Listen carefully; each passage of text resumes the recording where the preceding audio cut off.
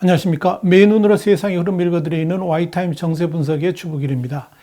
지난 40년 이상 매년 미국과는 비교가 안 될 정도로 빠르게 성장을 해오면서 이 중국인들의 자부심이 됐었죠. 이 중국 경제 성장률이. 그런데요, 이 중국 경제가 1976년 이후에 처음으로 미국에 뒤지는 충격적 성적표를 받아들일 가능성이 높아졌습니다.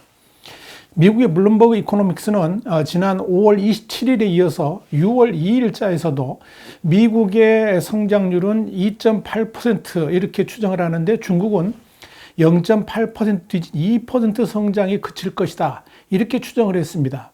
블룸버그가 이렇게 보는 가장 큰 이유로, 중국은 시진핑 주석의 완강한 제로 코로나 정책으로 제약을 받고 있지만 미국은 높은 인플레이션에 시달리고 있음에도 불구하고 강력한 고용과 소비 지출이 이어지고 있기 때문이다, 이런 이유를 들었습니다.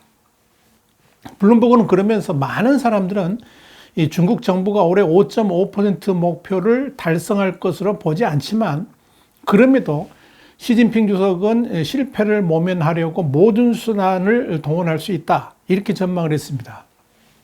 바로 자신의 3연임이 달려있기 때문에 그런 거죠. 그러나 러시아의 우크라이나 침략으로 무역 수요가 줄고 있는 데다가 실업률은 급격히 증가하고 있고, 여기에 상하이와 같은 주요 도시 폐쇄 여파가 이어지면서 반복적인 경기 부양 약속에도 불구하고 성장이 더 어려워지고 있다, 이렇게 블룸버그는 내다본 겁니다. 실제로 중국 정부가 공식적으로 발표하는 경제 지표들은 블룸버그의 암울한 진단이 지나친 것이 아니라는 것을 그대로 보여줍니다. 지난 5월 31일 중국 국가통계국은 5월 중국의 제조업 구매관리자 지수, 이걸 PMI라고 그러는데, 이 PMI가 49.6이라고 발표했습니다. 지난 4월에 47.4보다는 호전됐습니다만 여전히 경기 위축 국면에서 벗어나지 못하고 있다는 걸 보여줍니다. 여기서 PMI가 50을 넘으면 경기가 확장되는 국면이고, 50에 못 미치면 경기가 둔화되는 상황이다, 이런 뜻입니다. 또한 중국의 4월 민간 소비와 공업 이익은 각각 작년 같은 달보다 11.1%, 8.5% 줄어들었습니다. 4월 스마트폰 출하량도 34.4% 급감했습니다. 더욱 충격적인 것은 1월에서 4월까지의 세수가 작년 같은 기간 대비했을 때 41.3%나 줄어들었다는 겁니다. 이건 재정 상태에도 빨간불이 켜졌다는 것을 의미하죠. 이와 관련해서 로이터 통신은 5월에 코로나 통제가 다소 완화됐지만 여전히 이동 제한이 중국 내 수요를 억제하고 생산을 제약하고 있다, 이렇게 보도를 했습니다. 그러나 이런 중국 경제의 어두운 현실이 빠른 시일 내에 회복될 가능성은 별로 없다는 것이 더 큰 문제입니다. 당장 중국은 1일부터 경제 수도 상하이에 대한 봉쇄를 풀기로 했습니다만은 도시 기능이 정상화하려면 상당한 시일이 필요할 것으로 보입니다. 자, 경제가 이렇게 최악의 상황으로 흘러가니까 중국 정부는 성장률 추락을 막기 위해서 기준금리 인하, 또 재정 확대, 세금 감면, 이런 갖가지 경기 부양책을 가동하고 있습니다. 다시 말씀드려서 이 중국 경제의 성장률 하락이 추가로 더 이어지지 않도록 수단과 방법을 가리지 않고 추락에 제동을 걸고 있다는 이야기입니다. 성승청 전 인민은행 통계국장도 2분기 성장률이 최악에는 1.7%까지 떨어질 수도 있다, 이렇게 전망할 정도로 비관적입니다.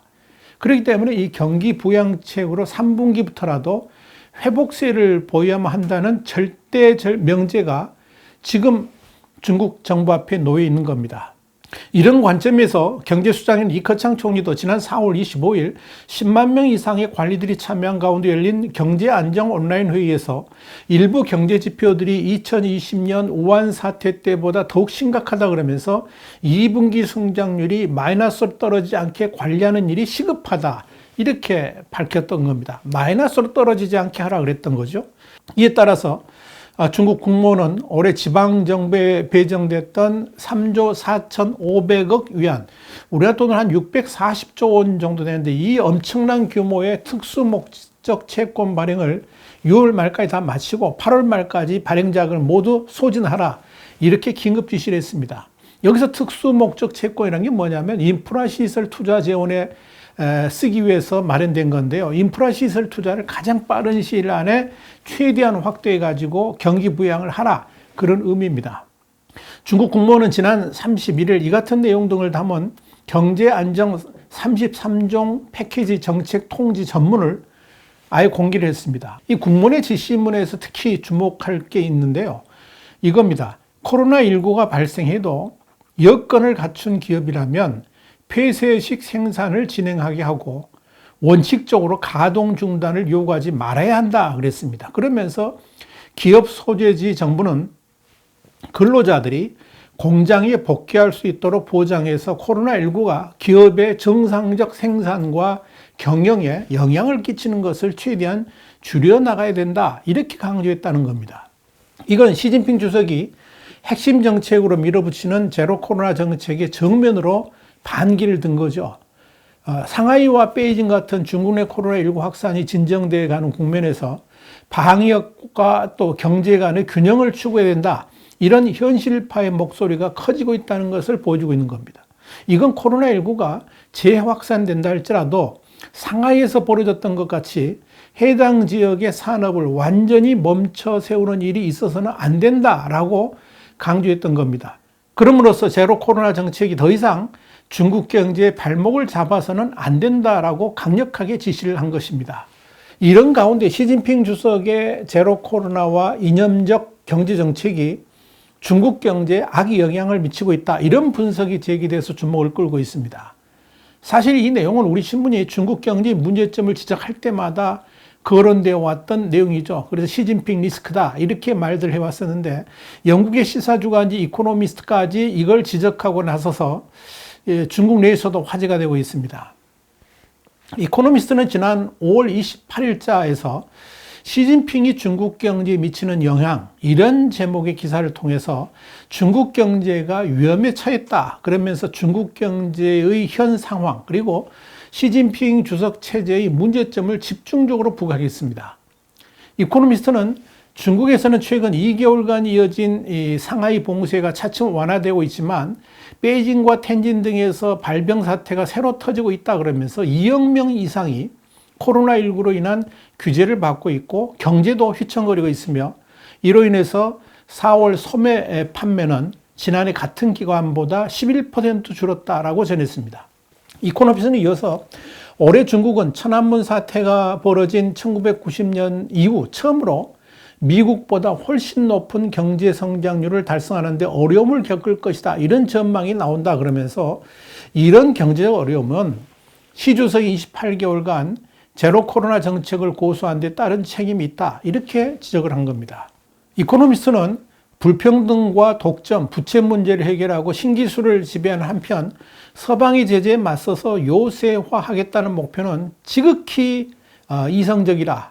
그러니까 어떻게 보면은 이런 건 참 사실 실제 도달하기는 어렵지만 생각으로만 가능한 그런 내용이다 하는 이야기죠. 그러면서 이 시 주석은 모든 경우에서 공산당이 주도해야 된다고 믿고 있고 정책 시행은 징벌적이고 불규칙적이다, 이렇게 분석을 한 겁니다. 한마디로 시 주석이 새로운 경제 개념으로 칭하고 있는 일련의 경제 정책들이 이념에 지나치게 치우쳐져 있다, 그런 내용입니다.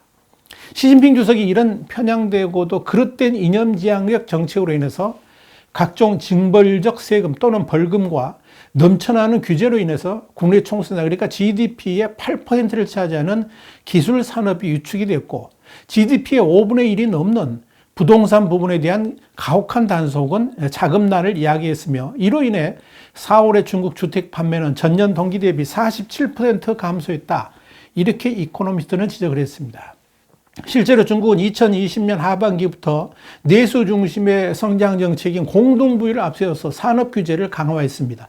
이러한 자국 대표 빅테크 기업에 대한 고강도 규제로 텐센트의 올 1분기 순이익은 51% 감소를 했고 알리바바하고 바이두 등의 실적도 줄줄이 미끄러졌습니다. 문제는 중국 정부가 올해 5.5% 경제 성장률 목표 달성을 위해서 대대적 부양책을 추진하고 있지만 시진핑의 이념 편향적 정책이 중국 경제의 발목을 잡고 있는 한 제대로 회생할 가능성이 별로 없다는 데 있습니다.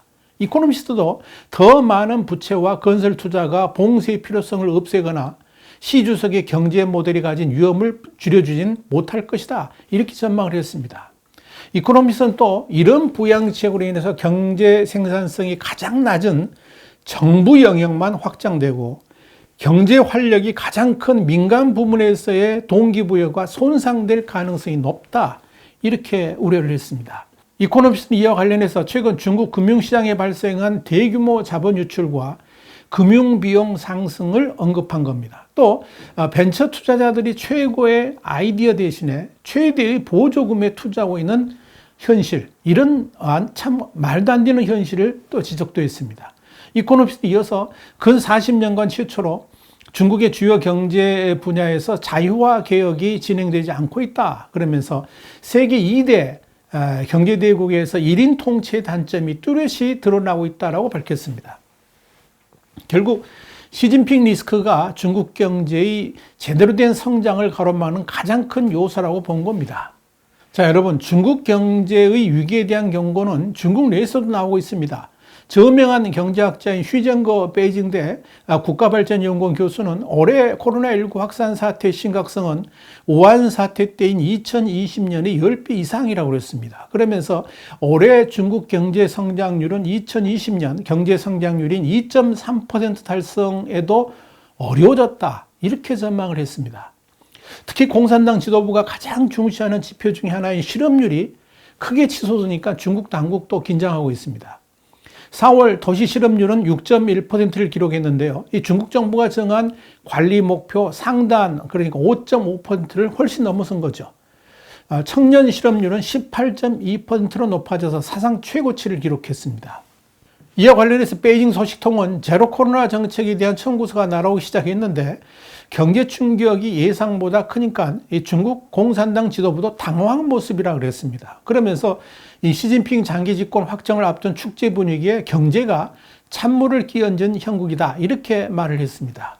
상황이 이렇게 흘러가니까 중국 당국이 정치적 도박을 할 수도 있다. 이런 전망도 나옵니다. 작년에 발표된 공산당 핵심 문서는 GDP 성장이 더 이상 성공의 유일한 기준이 되면 안 된다라고 지적한 바 있습니다. 이건 스스로 합리화하려고 하는 선전입니다만은 중국 경제 추락이 현실화되면 중국 당국이 또다시 통계를 왜곡해서 진실을 숨기거나 아예 조작할 수 있다. 그런 전망이 나오는 겁니다. 그렇다고 위기에 처한 현실이 사라지는 건 아니겠죠. 이미 중국에서 외국뿐만 아니라 해외 자금마저도 탈중국을 하고 있죠. 심지어 중국인들마저도 이민 러시가 이어지니까 코로나19 방역을 핑계로 대가지고 자국민의 출국을 금지하고 나섰습니다. 눈 감고 아웅 하면서도 눈도 귀도 틀어 막으려고 하는 어설픈 시도를 중국 당국이 지금 하고 있는 겁니다. 이런 무책임한 대응이 중국의 미래를 더 어둡게 만들 것입니다. 과연 이런 중국 당국의 막무가내 대응이 어떤 결과를 가져오게 될까요? 여기에 우리의 눈길이 쏠고 있습니다. 와이타임 정세 분석이었습니다. 다음 시간에 다시 뵙겠습니다. 감사합니다.